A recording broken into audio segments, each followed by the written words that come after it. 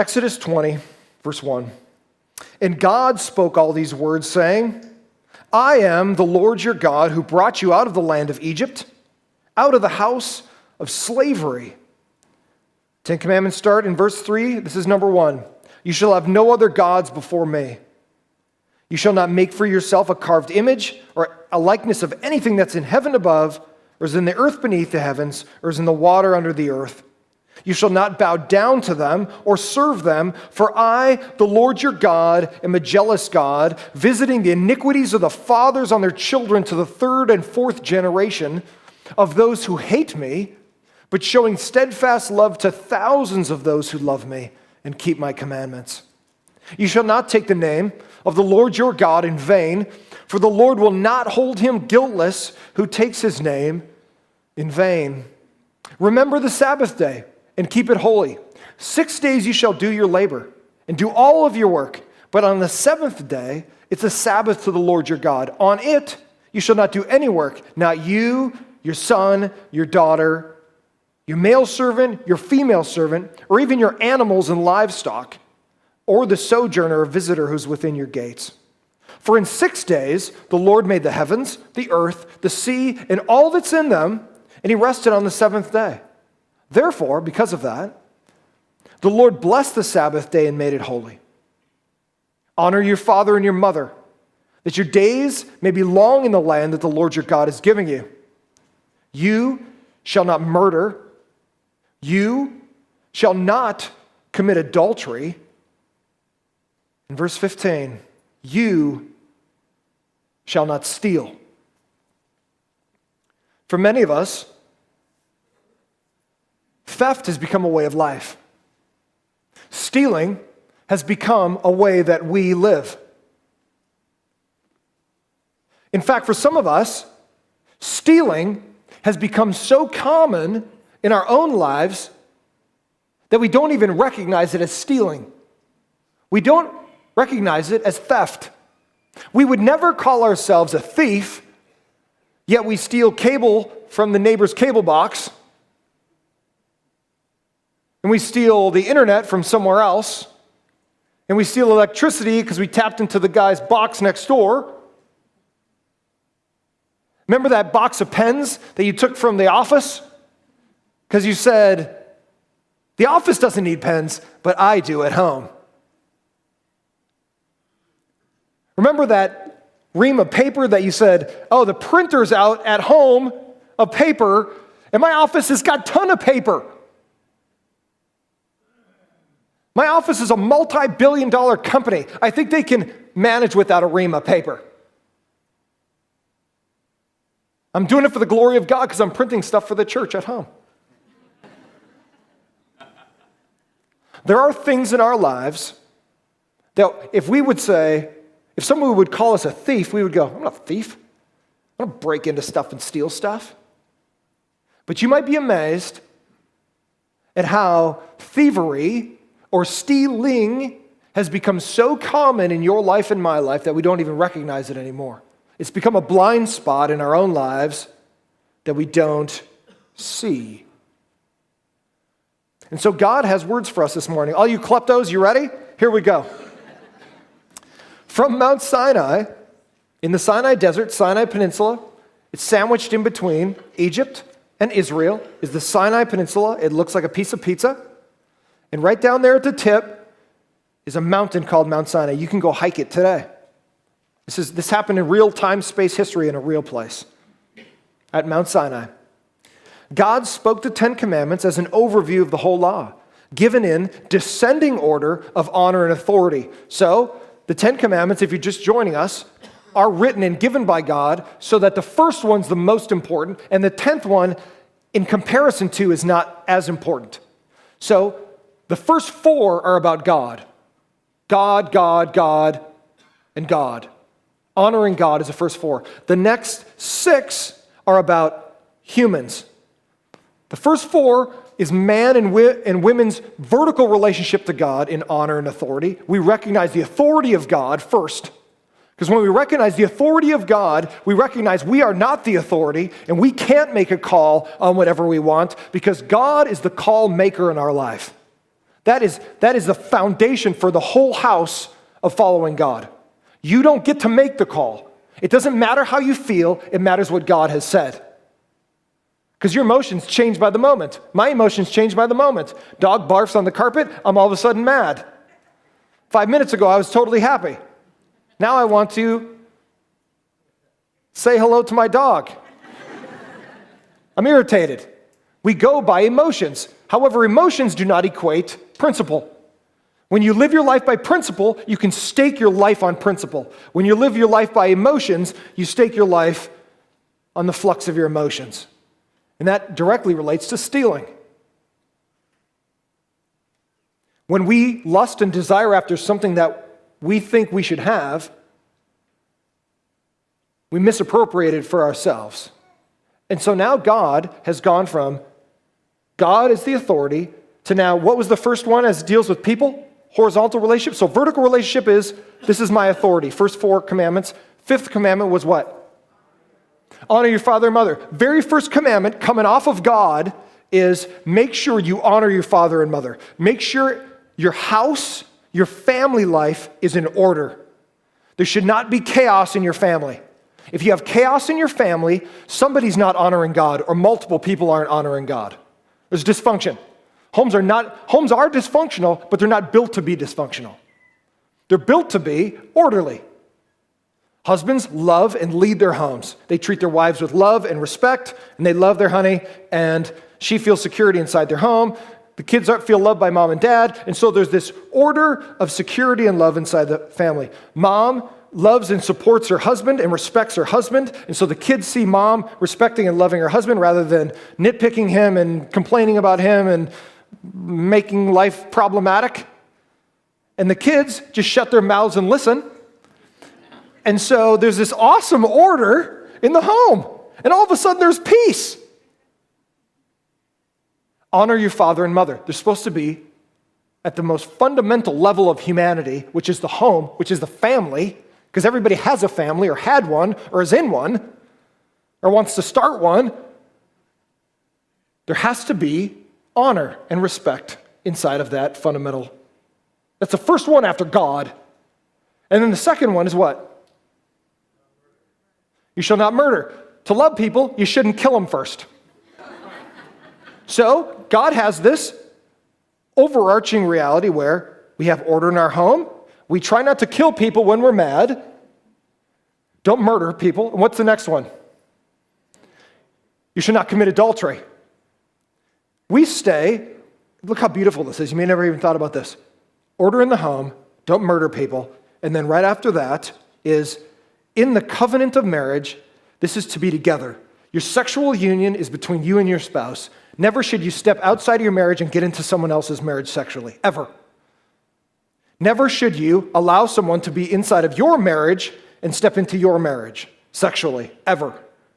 God says we have order in the home, we have order in society, and ultimately we have order in marriage. And so it's this 3-part step after the first 4 of God, and then what's the next one? Do not steal. Now we deal with neighbors. Now we deal with employees, employers, associates, the government. Now we deal with stealing. So we've worked our way down from the family to your neighbors. The first one was no other gods before me. No carved images to worship. Do not take the name of God in vain. Keep the Sabbath holy. Honor your father and mother. Do not murder, and do not commit adultery. The first 4 were people's relationship to God. The next 6 were people's relationships to others. And so the one for today is number 8 on our list. Do not steal. Do not steal. Couldn't be more simple. In the Hebrew, it's do not steal. Don't take stuff that belongs to someone else. It couldn't be more untheological or unflowery. Don't take things. From the mouth of God. Don't take stuff. Immediately following the command to not commit adultery, which was a type of theft of honor and fidelity from a married spouse. So if you are committing adultery in here right now, if you are stepping outside your marriage sexually with somebody else that's married or single and you're married, you are actually robbing your spouse of what belongs to them, which is your body and your sexual fidelity. You're robbing them. If you're stepping into someone else's marriage as a single person into another marriage, you are actually stealing from them their covenant before God. You are stealing in a sexual way somebody else's covenant. So even before we get to stealing directly, we're actually dealing with that in thou shalt not commit adultery. And now he goes into the stealing of property. As former slaves living at the poverty level in Egypt, the people of Israel often struggled with stealing from the Egyptians and one another. So, 3,500 years ago, ready? Come with me. I'm going to take you and put you in context, so this makes sense. 3,500 years ago, the nation of Israel were slaves subjugated by the Egyptians. They were at poverty level inside the country of Egypt. They didn't have power. They weren't rich. They weren't even middle class. They weren't even lower middle class. They were living in the dirt, taking care of the country. That was their job. That was their job as a nation, as a subjugated people. Now, think about this. If you're a slave in Egypt, you have almost nothing. For those of us that have almost nothing, we know what a temptation it can be to steal from other people. But there's nobody in here that was at the poverty level of Egypt. And watch this. God tells this nation of poverty, the whole nation of poverty. He drags them out into the desert. In front of this mountain, they're standing in the dust, listening to God speak from the mountain after they just got taken out of Egypt. And you know what he tells them? He doesn't tell them, you know what, you deserve better than this. You go take some stuff. Go jack that guy over there. You know, camel jack that guy or whatever. It's ancient carjacking or whatever. You're my people. What, do you think Egypt's going to just take all your stuff? Man, go take some stuff. God's all stirring up a riot. Let's get crazy up in here. Man, we got 1 million people. We're rolling deep. Let's go. Good thing I'm not God, right? Because we'd be all crazy. God could have said 1 million different things to his own people he loved who were dirt, literally dirt poor. But you know what he tells them? You don't steal. You don't steal from each other. You don't steal from the Egyptians. You don't steal from another country. And that's kind of weird. Because for people that have nothing, you would think, you know what? People that are richer than us, they need to give stuff to us. And if they won't give it, we'll go take it. And God says, nope. I know you got nothing, but you're going to learn to trust me. You don't steal. Not cable from the next door neighbor. Not his Wi-Fi. Not pens from the office. Not money because you're the accountant. You don't get paid enough. And the company makes millions. You could siphon off a G here or there. Remember that time you didn't get promoted? They owe you anyway. Remember that? You got stepped over, or they cut your position, you reach the top of your level, and now they don't give you anything above what you're already getting paid, but you're doing more. Man, they owe you. Go take some stuff. Use the company card for something that, they don't even check the receipts. God goes, nope. It's not about your excuses. It's about my principle. You can make up any scenario in your head to make what's right in your own mind right. You can make up anything. Your heart can deceive you into thinking anything's okay. You can make yourself the victim in any scenario. Oh, it's not this way, or it's not that way, or what about, remember they promised this, or blah, blah, blah. You can paint yourself as the victim and go, oh, God, I have to do this. I have to steal. Nobody could have justified that more than the stinking nation of Israel. They got messed over for hundreds of years as slaves. But God says, you don't steal. As my people, you don't steal.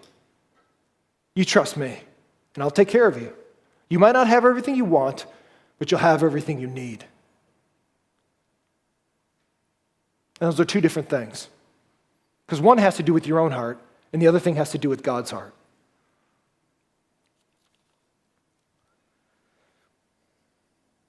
While theft in poverty and desperation is understandable, it was never approved of and always carried punishment. So in Proverbs 6:30 and 31, the writer of Proverbs there tells us that it's understandable when you can't feed yourself, when you are starving and your family's starving, that you go to a market and you steal bread and you put it in your shirt and you take it home so your family can eat.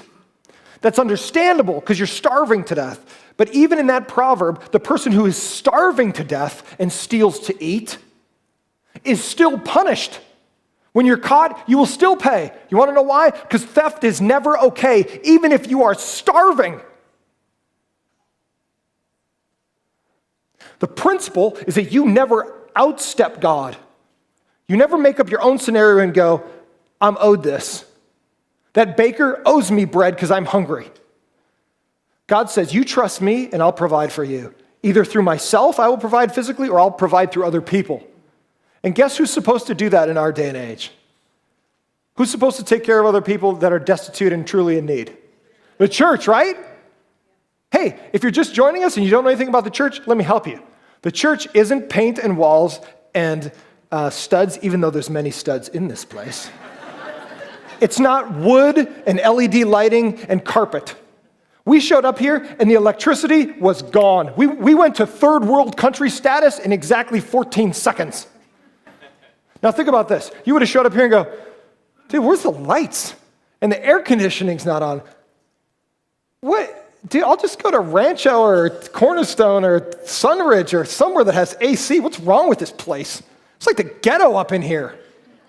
Come on, this is like the 20th or 21st or 28th century, whatever we're in. You know the funny part of that is God doesn't give a rip how comfortable you feel. Because when the church comes together, it's people, it's not a building. If we would have showed up here this morning and this place literally burned to ashes, guess what? The church didn't burn, just the building burned. The church was you and me who showed up here in a car. The church arrived by vehicles or by your feet, however you got here by a bike. When the church shows up, if this place was burned to the ground, guess what we would do? We'd meet out in the parking lot. And we'd sing with an acoustic guitar. And I'd be yelling a lot. But my point is that if you're destitute, the church's job is to take care of those in need. There's no need for you to steal when the church exists. Let me make this point. Ready? You pull off the 15 at Rancho, and you see a guy with a sign. Need help. Anything helps. Or we'll work for food. Oddly, I've never seen those guys doing work. But just hold up a sign. And many times I'll be driving along, and my son will be with me. And I remember when he was younger, he'd go, Dad, should we help him? I go, Caleb, that's a great idea. Why don't we ask them if they need food? Because they say that, need food. And you roll down the window and ask them if they need food, and they're like, no, I just need some money and I'll go buy some food. No, just tell me what you want and we'll go buy it. No, just give me the money. I thought you needed food. I'm gonna go buy some. Well, tell me what food you need and I'll go buy it for you. Oh no, blah, blah, blah, blah, blah. The reality is you can make more money standing at the side of the freeway with the sign than you will if you go work somewhere. And if you've ever dealt with homeless and addicts, which make up the majority of those that are begging, you realize that your money always goes towards not food. It goes towards meth, it goes towards alcohol, it goes towards drugs. And for Bill, our executive pastor who works with Celebrate Recovery here at this church, that is CR, where we at? Okay. That's the reality of the majority, not all, but the majority of how you end up on the side of the road with the sign. Now let me make this point. Don't ever, ever, ever hand out cash. Don't ever, ever, ever, ever hand out cash. If you want to bless somebody, if you want to be the hands of Jesus to somebody, then you ask them what they need and you go take care of that need. If they don't want you to take care of that need, then you've done what you're required to do, which is be the hands of Jesus. What you don't do is be lazy and just hand them a 20. Because you know where that 20 goes? It doesn't go to McDonald's for food the majority of the time. It goes to under the bridge to buy some meth. I just want to make that clear. I don't want to break your good heart, but I want to be wise. Jesus tells us to be wise as serpents and innocent as doves. We want to be the people of God, but we don't want to be the people of God that are stupid. Love people with how they need to be loved. Hey, you want to pay somebody's rent? Awesome. You do not give them $1,000. You want to know how you do that? You contact their what? Landlord, and you say, I'd like to pay for ABC's rent. And here's my point. God will take care of the needs of people through the people of God. You should never have to steal. There will never be a time when you are so desperate that the people of God won't step in to love you and help you. Ever. Because that's what we're here for. Right? We're the hands of Jesus to people. Right? Everybody still with me? We're the hands of Jesus to people. And we do what God requires us to do. But be wise with what you do. Because sometimes you hurt the situation more than you help it. When you think you're helping, but you're actually hurting. If you want to help out people, awesome, but go take care of it. Go buy them food and bring it to them if they really need food. Or oftentimes, I would never suggest this, especially if you're a lady, don't ever let somebody get in your vehicle. But if you're a burly, big-gunned man like that, if you have pythons for biceps, you'd be amazed at how you go, hey, you know what, jump in. I got some work. You want to work a little bit? Man, I got some stuff at home. Love to have you help out at the house. Oh, no, I don't need any to work right now. Because you can make more money on the side of the road than you can even working somewhere else. So I say that to you because, and I bring up this little rabbit trail, because we have a lot of need around us, but it's not necessarily need that people aren't getting fed. It's need that you want to give out of the goodness of your heart, but sometimes people will use that and it pushes them further down the hole than actually helps them. If you want to help them, go the harder route and get them some food. Go the harder route and pay for their apartment or wherever they're at. Everybody with me? So it's not about not being generous. Be generous, but be generous the right way. It's easy to hand somebody cash and feel like you've done something for Jesus, but if they go buy meth with it, it's not helpful. All right, moving on. Here we go. We went on a rabbit trail, but we caught the rabbit. Okay, here we go. While theft in poverty and desperation is understandable, it was never approved of and carried punishment. Stealing, and the Hebrew word there for do not steal is gunab, which means to deceive or carry away, is an immoral desire and acquisition of goods by illegal, immoral, or unethical means. Theft is a combination of lust for now rather than work for later, and dissatisfaction in the providence of God. Turn to James chapter 4. So it's in the back of your Bible. James chapter 4. James 4 verses 1 through 3. James is actually very instructive in this particular area. You may ask God for something and he doesn't give it to you. Or you may steal something because you feel you're owed it, so you have to take matters into your own hands. It's very similar to murder. If somebody does something to you and you are totally angry, or does something to your family or your kids, and you literally want to go kill that person, God says, do not murder them, allow justice to take place. It's the same thing with stealing at a lower level, where you want something and you think you're owed that, or you make up an excuse in your head, but God goes, trust me, and I may bring that into your life later, or I might not give it to you at all, but you have to trust in my providence for you. Look what James says in James 4, 1 through 3. What causes quarrels and what causes fights among you? So he's teaching a church like I am right now. Is it not this, that your passions are at war within you? You desire, but you don't have it, so you murder to get it. You covet, and you can't obtain it, so you fight and you quarrel to get it. You do not have, why? Because you do not ask. You don't have because you don't ask. Sometimes we want something and we skip right over God to go, oh, I want that thing. We don't ask for it and we don't have the money to pay for it, so we go right over God and steal it. And we commit sin against God when God goes, dude, I was going to give that to you in a month. I was going to give you that in a month. And you, because you had no patience, You went around me or over me to get that thing, and you committed sin against me. And now you're a thief. Now you might go to jail or get arrested when I was going to give it to you in a month. Don't be so short-sighted, my son, my daughter. You do not ask sometimes because you don't receive sometimes because you don't ask. Verse 3, you ask sometimes and you do not receive because you ask wrongly to do what? Read it, what? To spend it on your passions. Sometimes God doesn't hook you up because you're just going to get worse. Hey, remember when you were in college? Some of you guys are in college. So maybe this is for you right now. But for many of us, remember when we were in college and we were dirt poor? Wow.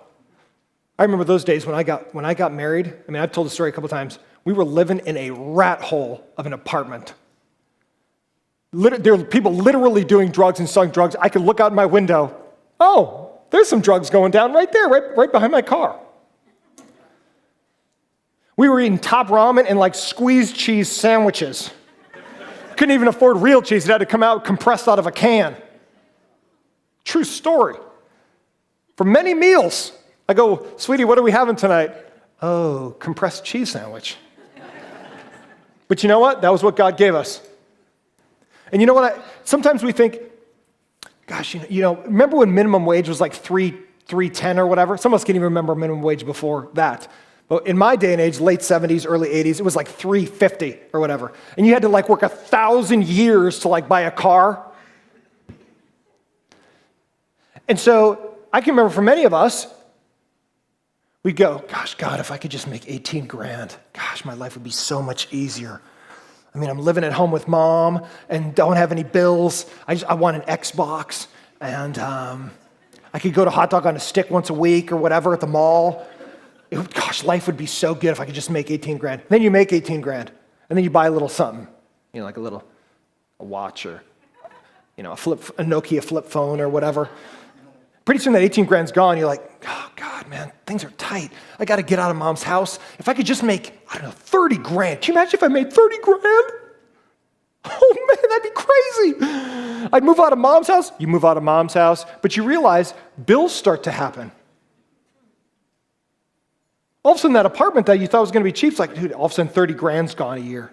You're like, God, if I could make 60 grand a year, I'd never ask you for another dime. Dude, 60 grand! That's more than some countries make all year. Jesus, that'd be awesome. Pretty soon, you buy that nice little Yugo or the Gremlin or whatever you've been eyeing or whatever. Chevy Chevette or whatever that you loved. You buy that little beauty. Got to get insurance, got to get gas, put new tires on because it wobbles on the back one or whatever. Pretty soon, that's 60 G's gone. And then you go, God, if I can make 6 digits, oh God, that would be amazing. If I can make 6, man, my life would be so complete if I can make 6 figures. Man, anywhere in the 100 grand range, Jesus, I know you can do it, Jesus, please, please, please, please, please, please, please. And you know what? God up in heaven goes, what happened to that 18 grand I gave you 10 years ago? I spent that. What happened to that 30 grand I gave you? Remember when you said this is going to be all I'll ever need? Or that 60 grand? Or now it's 110? Remember that? Yeah. It's never enough. It's never enough. You will never have enough. Because when you get $1 million, you'll buy the $1.3 million house and you'll be upside down in that too. It's never enough. And here's the point.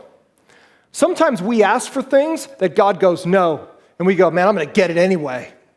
And we spend outside our means and go upside down in credit or in our house or buying a 3rd car or a 4th boat or whatever. And pretty soon, the money that we should have been rightly using for our own pleasure inside of our budget and to be able to bless other people and bless the church in their ministry, all of a sudden we burned it all on ourselves and we've even extended ourselves beyond that.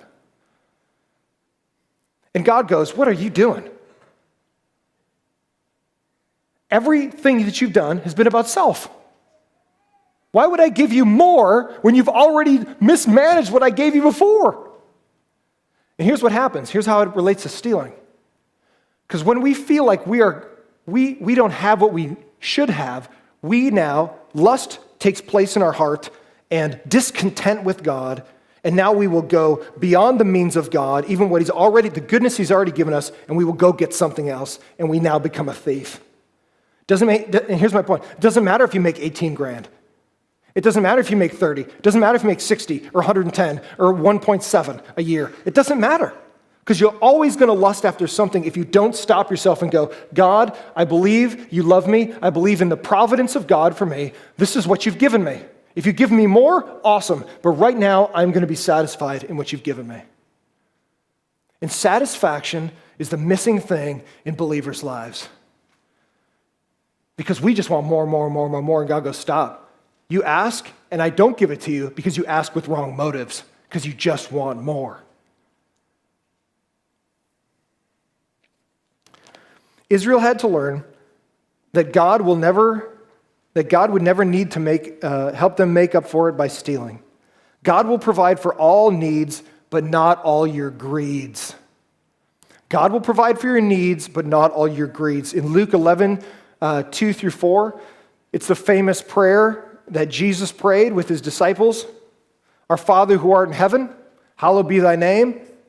The kingdom come. Thy will be done, right? So it's God's will on earth as it is in. And give us this day our...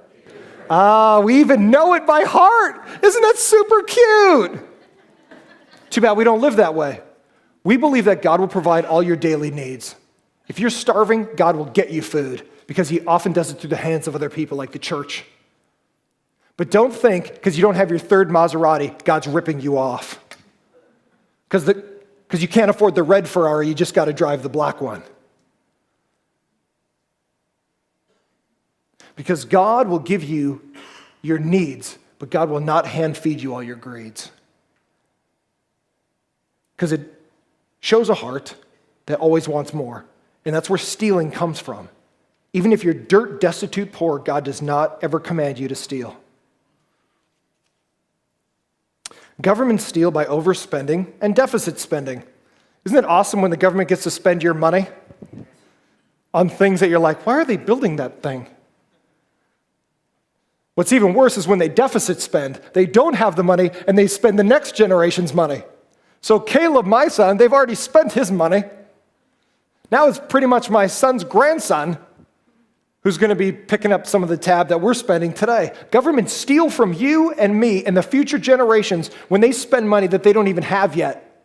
They go into debt like we do on our own personal lives. We don't have the money, so we crank the card out and we pay for something that we don't really need. It's not bread, it's not milk, but we extend ourselves to the point where we might die in debt and our kids might have to pick up our debt.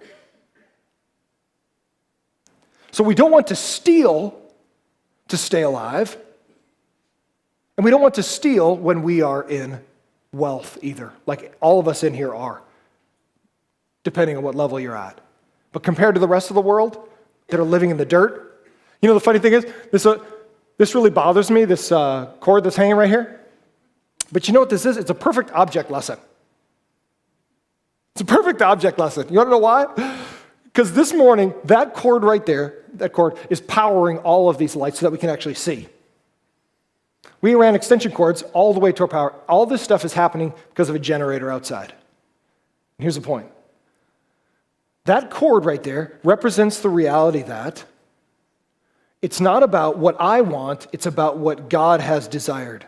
So this morning, we had to come up with a scenario because somebody crashed to come up with a different way of doing the service this morning. And I could get really angry and go, forget the service, there's a cord. No, you know what? You want to know why? Because God's will is preeminent to my feelings. God's will supersedes my feelings.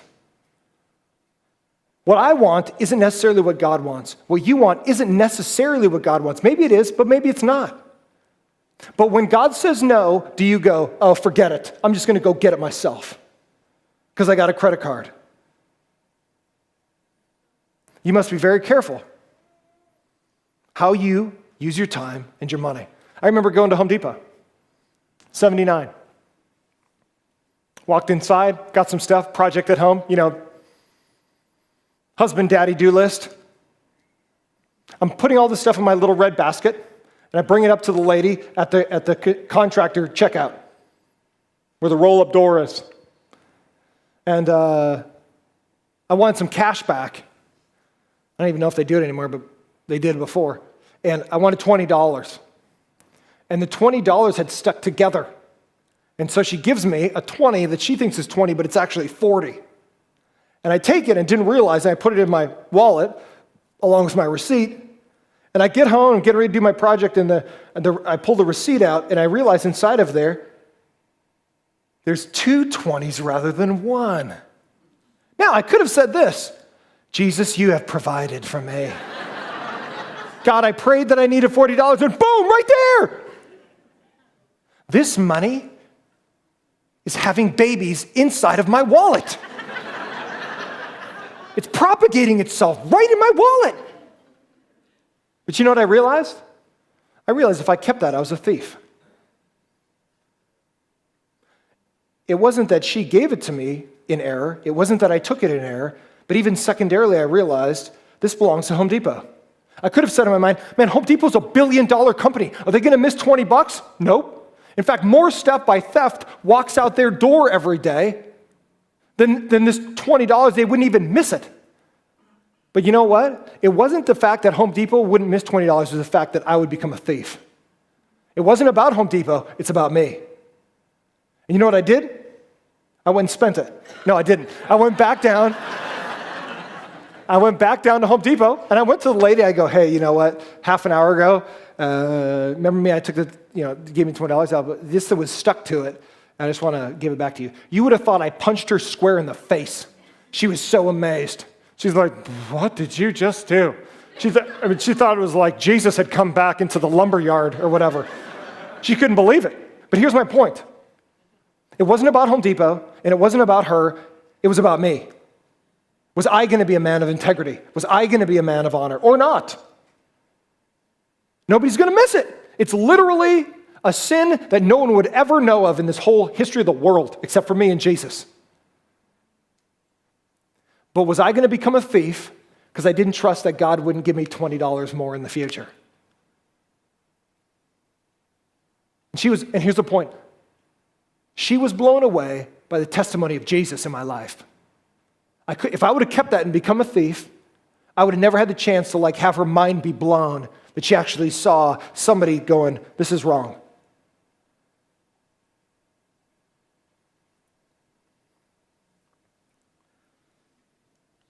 God's people are to work hard for their possessions, thank God for those possessions, and enjoy them. Nothing wrong with having stuff. I'm not anti-stuff, because God gives stuff, but stuff can't become your God. Stuff is stuff. It can either become a blessing or a curse to you. Make sure your stuff doesn't become a curse. Your blessings should not just bless you. God approves of personal possessions, and work is His primary means of people gaining, appreciating, and enjoying them.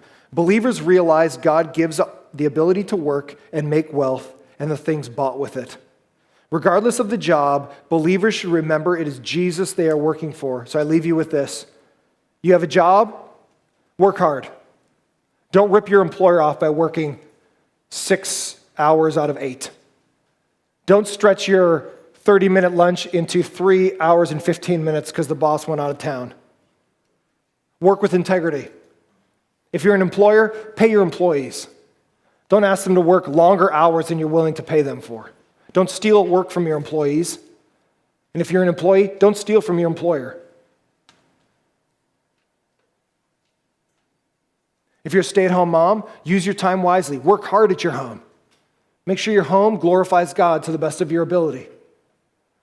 Use your time wisely. We only have so much time. We only have so much energy. Use both of those things for the glory of God to the best of your ability. If God gives you the ability to make wealth, good for you. But don't let it just bless you. Don't let it just bless you. Let it bless you, but don't let you be the end of your wealth. Make sure you have the ability to bless other people. Bless the people of God. Bless others who don't know God yet. So that, watch, if you take care of other people's needs, it will keep them from being tempted to steal. In every way, when we manage our finances correctly and we learn to not lust over something that God has not provided yet or may never, we become the people of God so that other people can see God in us. If we are thieves the same way everybody else is, stealing cable and whatever else and $20 that nobody will miss, then no one gets to see Jesus in us because we look like everyone else. You know what I'm saying? So some of us, after the service, you need to go home and unplug from Dan, your neighbor's cable, and all of a sudden his picture might get a lot better. I can't believe how good my picture is. It's like twice as good. Yeah, because I siphoned half of it into my home. Some of us need to go home and stop being thieves. Stop justifying. Stop making excuses. Work hard. Return tools that you stole or misappropriated. Remember that shovel that you borrowed from Dan 14 years ago? Guess what? Extended amount of time doesn't make you the rightful owner. It still belongs to Dan 14 years. Just give him his shovel back. Could be a little haggard. You might have to buy him a new one from Home Depot. But be the people of God. Believe in the providence of God. God loves you. God's not trying to rip you off. God loves you. But we have to be careful that we're not running ahead of God in getting stuff that we don't need and that God might not even want us to have. Be wise. Be wise. Be the people of God.